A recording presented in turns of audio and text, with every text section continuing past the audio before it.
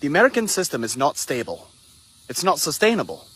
And despite the flashy lights, record stock market highs, and manufactured optimism, deep inside, everyone knows something is deeply wrong.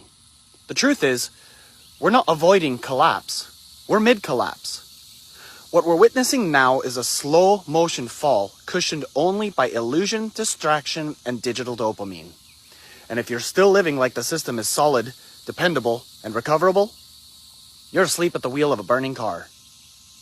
Let's start with the basics. The United States government is over $34 trillion in debt. That's not just a number. That's more than the entire US GDP.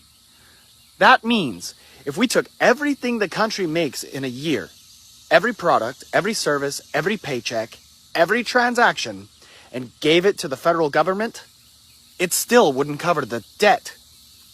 And worse, we're borrowing just to pay the interest. In 2024, we passed $1 trillion per year in interest payments alone. That's over $3 billion per day paid to banks, foreign nations, and investors just to keep pretending the machine is still running. Where's that money coming from? The answer is simple.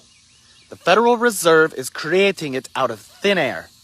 This process, known as quantitative easing, is just a fancy way of saying we're inflating the money supply to delay the inevitable. It's modern alchemy. But unlike ancient gold, this alchemy decays value. It dilutes every dollar in your bank account. Since 2020 alone, over 40% of all US dollars in existence were printed. Let that sink in. Almost half of the money in circulation today did not exist just 5 years ago. And you wonder why groceries, rent, and gas are off the charts? But this isn't just about the economy. The entire governmental structure is built on sand. Congress is dysfunctional. Executive agencies operate like private kingdoms. Lobbyists write the laws, and both political parties are little more than competing brands of the same broken oligarchy. We don't have representation. We have regulatory capture. Just look at how banks write banking laws, how big pharma funds the FDA, how defense contractors shape foreign policy. The military-industrial complex isn't a conspiracy theory, it's a business plan, and every war, every conflict, every arms deal is profit. Then there's the dollar itself. Once, the undisputed king of global trade.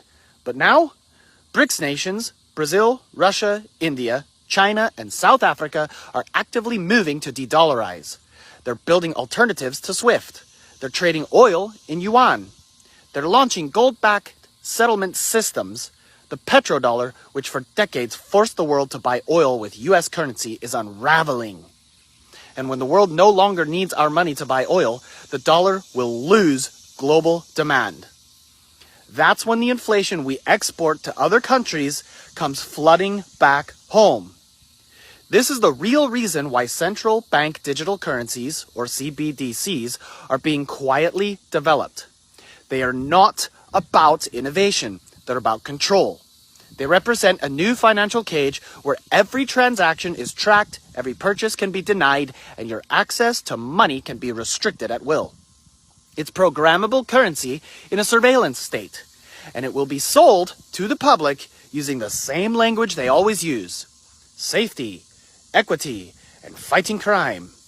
But make no mistake, this is digital feudalism. Meanwhile, America's social fabric is tearing apart. Trust in government is at historic lows. Crime is rising in cities hollowed out by bad policy and hopelessness. The media, both mainstream and social, have turned into psychological operations. Divide and distract. Manipulate and medicate. Keep the population emotionally occupied while the pillars of the system are sawed off behind the scenes. This isn't incompetence, it's deliberate mismanagement. So what happens next? The cycle is simple. Debt spirals lead to either default or hyperinflation. Default means the US admits it can't pay and the global financial system implodes. Hyperinflation means the government keeps printing, destroying the dollar's value until it's worth less than the paper it's printed on, which it already is. Either outcome ends the current order, and in that chaos, a reset will be proposed. A new system, likely global, where your digital identity, health records, carbon footprint, and money are merged into one centralized control hub. They will call it progress. They'll call it the solution. But it will be a prison dressed up as utopia. This isn't fear-mongering. It's forecasting, based on math, history, and human nature. Empires don't last forever. Currency systems collapse every few generations. Governments rot under the weight of their own corruption. We're not special. We're just next. So what can you do? Unplug from the illusion. Reduce your dependency on centralized systems. Learn a trade. Grow your own food. Build a network not of followers but of real allies. Move towards sovereignty, not comfort. Build parallel systems, decentralized tech, barter, off-grid living, local food co-ops. Because when the collapse hits, and it will, the ones who survive and thrive will not be the ones who had the most dollars. They will be the ones who stopped believing the dollar was their god. Wake up. The empire is falling. Don't get crushed underneath it. Be the fire that rises from the ashes.